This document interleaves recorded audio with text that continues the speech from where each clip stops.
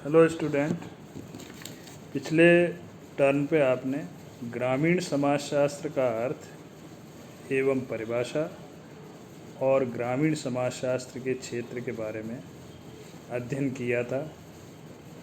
आज का जो ये लेक्चर है वो नगरीय समाजशास्त्र का अर्थ और परिभाषा से संबंधित है तथा नगरीय समाजशास्त्र का क्या क्षेत्र है यानी स्कोप ऑफ अर्बन सोशोलॉजी क्या है तथा ग्रामीण और नगरीय समाजशास्त्र दोनों की क्या इम्पोर्टेंस है यानी क्या महत्व है, इससे संबंधित आज का ये टॉपिक है अपना। तो सबसे पहले आता है कि नगरीय समाजशास्त्र से क्या तात्पर्य है। नगरीय समाजशास्त्र से जनरली ये माना जाता है कि जो नगर की समस्याओं का जो अध्ययन किया जाएगा उसको नगरीय समाजशास्त्र कह सकते हैं। इस संबंध में दो परिभाषाओं का यहाँ पर उल्लेख करना चाहूँगा। पहला है स्मिथ के अनुसार। स्मिथ का ये कहना था कि नगरीय समाजशास्त्र नगरों में व्याप्त सामाजिक संबंधों का क्रमबद्ध, सामाजिक संबंध यानी कि सोशल रिलेशन का जो शास्त्र अध्ययन करेगा, खासकर नगरों में किस प्रकार के सोशल रिलेशन है उसके अध्ययन को स्मिथ ने नगरीय समाजशास्त्र के रूप में परिभाषित किया है। दूसरी परिभाषा हाबाउस की है। हाबाउस का ये कहना था कि नगरीय समाजशास्त्र जो नगरीय जीवन है और नगर की जो समस्याएं हैं उसका अध्ययन करता है, यानी नगरों में किस प्रकार की लाइफ लोग जी रहे हैं। जनरली ये देखा जाता है कि एकाकी परिवार है, औपचारिक संबंध है, ये नगरीय जीवन है तथा लाइफ स्टाइल ग्रामीण क्षेत्र से आपको देखने को थोड़ी अलग है। और दूसरा नगर की जो समस्याएं, कई सारी समस्याएं हैं नगरीय, उनका जो अध्ययन करेगा उस शास्त्र को हाबाउस ने नगरीय समाजशास्त्र के रूप में परिभाषित किया। इसके अलावा और भी कई विद्वानों ने नगरीय समाजशास्त्र की परिभाषाएं दी हैं, जिसमें Nelson Anderson, Nelson, burgle, park Burgess इत्यादि का नाम प्रमुख है। क्योंकि यहाँ पर दो ही परिभाषा पर्याप्त है, इस आधार पर नगरीय समाजशास्त्र का तात्पर्य ये है कि नगरीय समाजों की व्यवस्था और अव्यवस्था, यानी नगरीय समाजों में किस प्रकार की व्यवस्था और क्या अव्यवस्था रहती है तथा उसमें क्या क्या परिवर्तन होते हैं, उसके क्रमबद्ध अध्ययन करने वाले विज्ञान को या शास्त्र को नगरीय समाजशास्त्र कहा जा सकता है। इस आधार पर ये तो था नगरीय समाजशास्त्र की परिभाषा और अर्थ। अब आता है नगरीय समाजशास्त्र का क्षेत्र क्या होना चाहिए, यानी स्कोप क्या है। क्षेत्र से तात्पर्य है कि एक जैसे उदाहरण के लिए किसी ज़िले की सीमा है तो उसका एक क्षेत्र है, या किसी गांव की सीमा है तो उसका सीमा कहलाएगी। उसी प्रकार से नगरीय समाजशास्त्र के क्षेत्र में किन चीज़ों का अध्ययन करना चाहिए, इस संबंध में पार्क बर्गेस का नाम उल्लेखनीय है। पार्क बर्गेस ने नगरीय समाजशास्त्र के क्षेत्र को 3 भागों में बांटा, जैसा कि आप देख रहे हैं: परिस्थिति शास्त्र, सामाजिक संगठन और सामाजिक विघटन। सबसे पहले आता है परिस्थिति शास्त्र। परिस्थिति शास्त्र का पार्क बर्गेस के अनुसार तात्पर्य यह है कि सभी प्रकार के जितने भी कस्बे हैं, नगर हैं और महानगर हैं, उनकी कुछ भौगोलिक परिस्थितियाँ होती हैं। यानी कस्बे में जाएंगे तो वहाँ की भौगोलिक परिस्थिति आपको अलग देखने को मिलेगी, नगरों में जाएंगे तो वहाँ पर अलग प्रकार की परिस्थिति होगी भौगोलिक, और महानगर में अगर जाएंगे तो उसकी परिस्थिति अलग देखने को मिलेगी। इस आधार पर पार्क बर्गेस ने इसके क्षेत्र को निर्धारित किया। और परिस्थिति शास्त्र के बारे में भी पार्क बर्गेस का कहना था कि 2 प्रकार की परिस्थिति नगरों में देखी जा सकती है। पहला उनका यह कहना था मानव परिस्थिति शास्त्र। मानव परिस्थिति शास्त्र का मतलब है कि नगरों के मानवों पर यानी कि मनुष्यों पर भौगोलिक और प्राकृतिक कारकों का क्या प्रभाव पड़ता है। उसके क्षेत्र को बर्गेस ने नगरीय समाजशास्त्र के क्षेत्र के अंतर्गत शामिल किया। और दूसरा उन्होंने शामिल किया था सामाजिक परिस्थिति शास्त्र। सामाजिक परिस्थिति शास्त्र के अंतर्गत यानी कि नगरों के समाज की संरचना किस प्रकार की है और वहाँ पर कार्य करने का क्या तरीका है, तथा नगरों की भौगोलिक और प्राकृतिक परिस्थितियाँ किस प्रकार की हैं, उसके अध्ययन करने को नगरीय समाजशास्त्र के क्षेत्र के अंतर्गत सम्मिलित किया जाना चाहिए, ऐसा पार्क-बर्गेस का मानना था। दूसरा उनका कहना था नगरीय समाजशास्त्र के क्षेत्र में सामाजिक संगठन का अध्ययन करना चाहिए, यानी उसके सामाजिक संगठन से संबंधित जितनी भी चीज़ें उसको नगरीय समाजशास्त्र के क्षेत्र में सम्मिलित किया जाना चाहिए। उदाहरण के लिए जैसे परिवार है, तो नगरीय समाजशास्त्र में जो परिवार होते हैं वो ग्रामीण समाजशास्त्र से, खासकर ग्रामीण समाज से आपको अलग देखने को मिलती है। उदाहरण के लिए गांव में जनरली संयुक्त परिवार देखने को मिलेगा, जबकि नगरों में एकाकी परिवार की अवधारणा है, या वर्तमान में एक और अवधारणा चल रही है लिविंग इन रिलेशंस की, खासकर महानगरों में। इसी प्रकार समितियां हैं, नगरों में कई प्रकार की अलग अलग समिति, मनोरंजन से संबंधित अलग समिति होगी, क्लब बने हुए होंगे, और भी कई प्रकार के समितियां हैं जिनका उद्देश्य नगरों में रहने वाले लोग अपने अपने हितों की दृष्टि से या उद्देश्य की दृष्टि से पूरा करते हैं। इसी प्रकार नगरों में कई सारी आर्थिक समिति देखने को मिलेगी और कई राजनीतिक समितियां भी देखने को मिलेगी। तो ये सामाजिक संगठन के विभिन्न स्वरूप हैं। पार्क-बर्गेस का ये मानना था कि इन सबको नगरीय समाजशास्त्र के अध्ययन क्षेत्र में सम्मिलित किया जाना चाहिए। तीसरा उनका ये कहना था कि नगरीय समाजशास्त्र के क्षेत्र में सामाजिक विघटन को भी सम्मिलित किया जाना चाहिए। अब सामाजिक विघटन के भी कई सारे क्षेत्र हैं, खासकर ग्रामीण समाज की तुलना में नगरीय समाज में कई प्रकार की विघटन की स्थितियां या कई प्रकार के विघटन के तत्व देखने को मिलेंगे। जैसे अपराध, गांव में अपराध की प्रकृति अलग है, जबकि नगरों में कई प्रकार के अपराध आपको अलग अलग प्रकार के देखने को मिल सकते हैं। लूटमार है, चोरी है, बैंक लूटना, इस प्रकार आजकल एटीएम को लूटते हैं, और भी कई प्रकार के अपराध होते हैं, मारपीट करना, ये सारे अपराध की श्रेणी में आएंगे। बाल अपराध, ग्रामीण समाज की तुलना में नगरीय क्षेत्र में बाल अपराध की संख्या भी देखने को अधिक मिलती है, क्योंकि कई बार बच्चे जो हैं अपराधी की प्रवृत्ति के हो जाते हैं, खासकर जो स्लम एरिया होता है या दूसरे गरीबी के कारण या परिवार के लोग उस पर ध्यान नहीं देते हैं, तो उस कारण से बच्चे बाल अपराध की ओर अग्रसित हो जाते हैं। नगरीय समाजशास्त्र में एक और विघटनकारी तत्व जो है वो महत्वपूर्ण है, गरीबी है और बेरोजगारी है। गरीबी नगरों में काफ़ी अधिक देखने को मिलेगी, इसी प्रकार से बेरोजगारी भी काफ़ी देखने को मिलती है, जो कि सामाजिक विघटन का ही एक तत्व कहे जा सकते हैं। वेश्यावृत्ति भी सामाजिक विघटन का ही एक पार्ट है। ग्रामीण समाज में वेश्यावृत्ति की स्थिति काफ़ी कम होगी, जबकि नगरीय समाज में वेश्यावृत्ति एक व्यवसाय के रूप में भी है, और कई लोग या इसको जो है वेश्यावृत्ति के रूप में या एक समस्या के रूप में भी है, जो खासकर नगरीय समाज में देखने को मिलती है। मद्यपान है, मद्यपान में केवल यहाँ पर मद्यपान से तात्पर्य सिगरेट या बीड़ी से ही नहीं है, बल्कि शराब से है, चरस, गांजा, इस प्रकार के जो हैं व्यसन वो नगरीय समाज में काफ़ी देखने को मिलते हैं। लैंगिक असमानता, ग्रामीण समाज की तुलना में नगरीय समाज में लैंगिक असमानता, खासकर ऑफिस में या जहाँ पर दोनों स्त्री और पुरुष कार्य कर रहे हैं, महिला और पुरुष जहाँ कार्य कर रहे हैं, वहाँ पर लैंगिक असमानता भी देखने को अधिक मिलती है। गंदी बस्तियाँ, ये भी नगरीय समाजशास्त्र का एक पार्ट है। ग्रामीण समाज में इतनी गंदी बस्तियाँ नहीं हुई जितनी कि नगरों में आपको गंदी बस्तियाँ देखने को मिलेगी, जिसे स्लम एरिया कहा जाता है।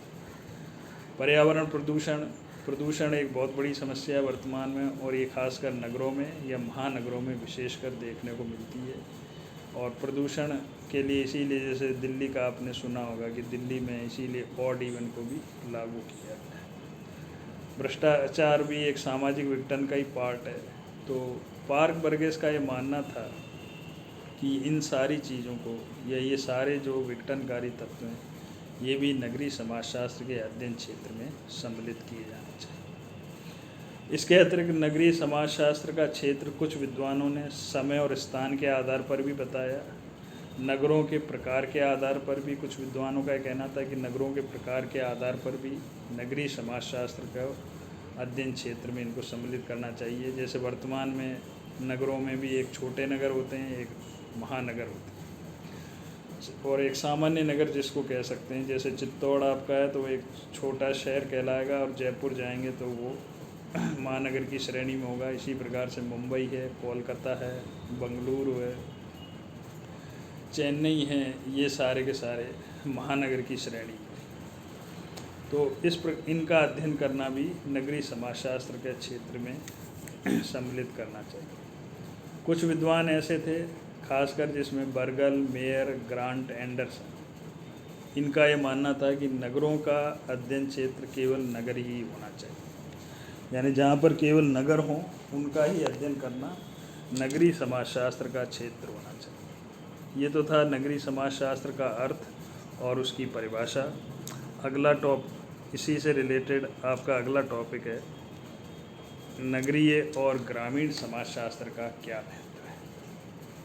ये फर्स्ट यूनिट का फर्स्ट टॉपिक ही चल रहा है अभी। तो ग्रामीण और नगरीय समाजशास्त्र का अध्ययन क्यों जरूरी है, इस टॉपिक का तात्पर्य कि यानी कि ग्रामीण और नगरीय समाजशास्त्र का क्या सिग्निफिकेंस है, यानी इसका अध्ययन क्यों करना चाहिए। तो कई सारे इससे संबंधित तथ्य हैं। पहला तथ्य है कि समाजशास्त्री महत्व, क्योंकि ग्रामीण और नगरीय समाजशास्त्र दोनों ही एक तरह से समाजशास्त्र से जुड़े हुए हैं, इसलिए इनका समाजशास्त्रीय दृष्टिकोण से अत्यधिक महत्व है। और गांव और नगरों को अगर समझना है तो उसको समाजशास्त्रीय दृष्टि से ही समझना होगा। और ग्रामीण और नगरीय समाजशास्त्र के फलस्वरूप कई अवधारणाएं और सिद्धांत भी निर्मित हुए हैं या उत्पन्न हुए हैं। उदाहरण के लिए जैसे प्रभु जाति है, संस्कृतिकरण है, सार्वभौमिकीकरण है, लघु और बृहद परंपरा, ये ग्रामीण समाजशास्त्र में विशेषकर आपको देखने को मिलेंगे और ये सोशोलॉजी से रिलेटेड हैं। इसलिए प्रभु जाति यानी गांव में एक उच्च जाति जो डोमिनेंट करती है उसको प्रभु जाति कहा जाता है। संस्कृतिकरण, इसके बारे में डिटेल आगे से आएगा। संस्कृतिकरण की अवधारणा यहाँ पर इतना सा बताना होगा कि M.N. श्रीनिवास द्वारा दी गई थी। लघु और बृहद परंपरा, ये भी ग्रामीण समाजशास्त्र में देखने को मिलेगी। इनका अध्ययन यानी कि इनका अध्ययन करने की दृष्टि से, क्योंकि ये समाजशास्त्र से भी रिलेटेड हैं ये सारे पॉइंट, इसलिए ये कहा गया कि समाजशास्त्रीय महत्व की दृष्टि से ग्रामीण और नगरीय समाजशास्त्र, यानी जो समाजशास्त्र से संबंधित जो अवधारणाएं वो कुछ ग्रामीण और नगरीय समाजशास्त्र में भी मिलती हैं। अतः इनका अध्ययन करना अत्यंत आवश्यक है। दूसरा, ग्रामीण और नगरीय समाजशास्त्र का महत्व क्यों है, शैक्षणिक दृष्टि से भी महत्व। कई सारी चीज़ें ऐसी हैं जो गांव में जाकर ही आप उसको समझ सकते हो, या नगरीय समाज को अगर समझना है अपने को तो नगरों में जाकर वहाँ को रहकर ही उन समस्याओं को या नगरीय समाज के बारे में या नगरीय समाज की जानकारी आपको प्राप्त हो सकती है। इस दृष्टि से उदाहरण के लिए गांव की संस्कृति अलग होगी, गांव में धर्म का प्रकार अलग होगा, राजनीति का स्वरूप अलग होगा और सोशल रिलेशन यानी सामाजिक संबंध ग्रामीण क्षेत्रों में शहरी क्षेत्र की तुलना में अलग देखने को मिलेंगे। गांव में संबंध जो हैं वो अनौपचारिक मिलेंगे, सादा और सरल जीवन मिलेगा, जबकि वहीं शहरी क्षेत्रों में या नगरीय क्षेत्र में संबंध औपचारिक ज़्यादा होंगे, जीवन इतना सरल और सादा नहीं होगा क्योंकि वहाँ पर व्यक्ति के पास इतना टाइम भी नहीं है। यही स्थिति धर्म के रूप में है और संस्कृति, जहाँ गांव में कल्चर अभी भी कई सारी संस्कृति विद्वान है, शहरी क्षेत्र में अगर संस्कृति और धर्म है लेकिन उसका स्वरूप कुछ अलग देखने को मिलेगा। और इन सब के बारे में सूचना है और अगर ज्ञान प्राप्त करना है तो इस दृष्टि से भी ग्रामीण और नगरीय समाजशास्त्र का महत्व है। दूसरा, ग्रामीण नगरीय समाजशास्त्र का महत्व अगला पॉइंट है, इसलिए भी है कि कई प्रकार की समस्याएं, इन्हें समस्याओं के अध्ययन और समाधान में सहायक। ग्रामीण और नगरीय समाजशास्त्र के द्वारा ही समस्याओं का अध्ययन किया जा सकता है, चाहे वो ग्रामीण समस्या हो चाहे शहरी समस्या हो। ग्रामीण समस्याएं खासकर इस प्रकार की हैं जैसे निर्धनता है। गांव में निर्धनता अत्यधिक देखने को मिलेगी। इसी प्रकार ऋणग्रस्तता अधिक देखने को मिलेगी। बेरोजगारी का स्वरूप अलग होगा। कृषकों से संबंधित कई प्रकार की समस्याएं देखने को मिलेंगी। जीवन स्तर अलग प्रकार का होगा। और एक और जो महत्वपूर्ण समस्या गांव में देखने को मिलती है वो स्वास्थ्य की समस्या है, तथा सामाजिक सांस्कृतिक विघटन भी गांव में देखने को कई बार मिलता है। खासकर जाति को लेकर संघर्ष या निम्न और अपर कास्ट को लेकर संघर्ष भी गांव में देखने को मिलता है। तो इनका अध्ययन करने में ग्रामीण समाजशास्त्र सहायक हो सकता है, इस दृष्टि से इसका महत्व है। यही बात नगरीय समस्याओं पर लागू होती है, जैसे कि अशिक्षा है, बीमारियां हैं, जाति संघर्ष कई बार नगरों में देखने को मिलेगा, आवास की समस्या देखने को मिलेगी, गंदी बस्तियां देखने को मिलेंगी, प्रदूषण की समस्या शहरों में देखने को मिलती हैं, और बेरोजगारी। ये सारी समस्याएं नगरों से संबंधित हैं, अतः इनका अध्ययन करने में नगरीय समाजशास्त्र सहायक हो सकता है। इस दृष्टि से ग्रामीण और नगरीय समाजशास्त्र का अत्यधिक महत्व। नेक्स्ट है कृषकों के लिए महत्व। ग्रामीण समाजशास्त्र का महत्व इस दृष्टि से भी है, अगर आपको कृषि से संबंधित या एग्रीकल्चर से संबंधित कोई भी जानकारी प्राप्त करनी है तो उसके लिए गाँव का अध्ययन करना आवश्यक है। खासकर गाँव से संबंधित सरकार ने जैसे अभी कई प्रकार की योजनाएं चला रखी, नरेगा जैसे चला कृषि से संबंधित फसल बीमा योजना है, किसान क्रेडिट कार्ड है, ये सारी ऐसी कई सारी योजनाएं चला रखी। ऑर्गेनिक खेती के बारे में काफ़ी प्रचार प्रसार किया जा रहा है।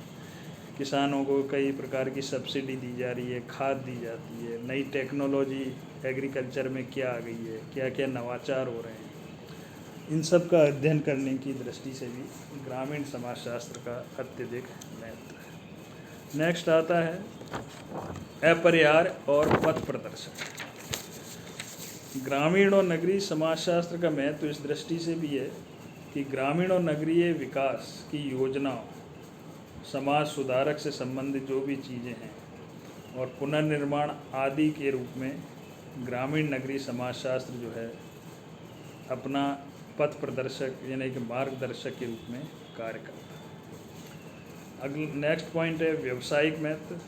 वर्तमान में नगरीय ग्रामीण समाजशास्त्र का महत्व इस दृष्टि से भी है कि सरकार द्वारा कई प्रकार की योजनाएं चलाई जा रही हैं, और अगर उनके बारे में जानकारी प्राप्त करना है तो उसके लिए गाँव या नगरों का अध्ययन करना आवश्यक है। उदाहरण के लिए जैसे भी कौशल विकास योजना शहरी क्षेत्र में भी चल रही है, ग्रामीण क्षेत्र में भी चल रही है। डिजिटल इंडिया का नाम सुना होगा। डिजिटल इंडिया ग्रामीण क्षेत्र में भी लागू है, शहरी क्षेत्र में भी लागू है। शिक्षा के लिए सरकार के दोनों ही जगह प्रयास किए जा रहे हैं।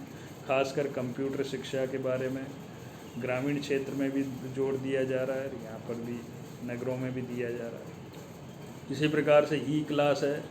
वर्तमान में इस कोविड-19 के कारण आपने देखा होगा कि प्राइमरी स्कूल तक में भी ऑनलाइन क्लास या रेडियो के द्वारा क्लासेस चलाई जा रही हैं, जैसे अपनी क्लासेस चल रही हैं। स्वास्थ्य है, ये भी एक महत्वपूर्ण मुद्दा है।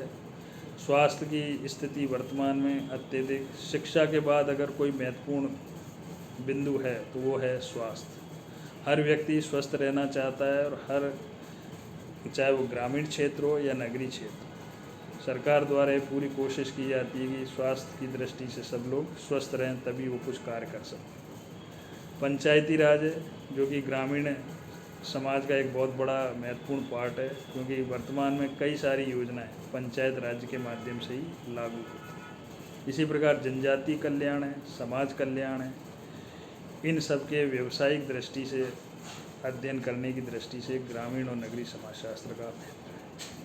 इसमें भी फिर कई सारी अलग अलग विकास कार्यक्रम सरकार हैं, जैसे पहला है योजनाएं विकास कार्यक्रमों से संबंधित योजनाएं। उसका अगर अध्ययन करना है तो उस उस कारण से भी नगरीय समाजशास्त्र का और ग्रामीण समाजशास्त्र का महत्व अत्यधिक बढ़ जाता है। अनुसंधान के क्षेत्र में यानी रिसर्च अगर आपको करना है, खासकर एग्रीकल्चर में, तो कृषि अनुसंधान से संबंधित कई प्रकार के वर्तमान में रिसर्च हो रही है। उसके बारे में जानकारी प्राप्त करने की दृष्टि से कई सारी परियोजनाएं चल रही हैं, उसके बारे में जानकारी प्राप्त करना, तो उस दृष्टि से भी ग्रामीण नगरीय समाजशास्त्र का महत्व है। कल्याण एवं सेवा कार्यक्रमों में भी, जैसे कल्याण विभाग है यानी समाज कल्याण विभाग, जनजातीय कल्याण विभाग, महिला एवं बाल विकास विभाग, ये सारे विकास विभाग जो हैं, इनमें गाँव में भी, चाहे शहरी क्षेत्र और नगरीय क्षेत्र में, कई सारी योजनाएं, जैसे लाडली लक्ष्मी योजना है या मुख्यमंत्री आवास योजना है या और भी कई सारी योजना, छात्रवृत्ति योजना है, तो ये सारी की सारी योजनाओं का भी जो है मार्गदर्शन या उसके बारे में अध्ययन अगर आपको जानकारी प्राप्त है, तो उसके लिए ग्रामीण और नगरीय समाजशास्त्र का महत्व जरूरी है। नेक्स्ट, शिक्षा के क्षेत्र में। शिक्षा के क्षेत्र से वर्तमान में 2-3 प्रकार की शिक्षा का अत्यधिक महत्व बढ़ गया है, खासकर व्यावसायिक शिक्षा का।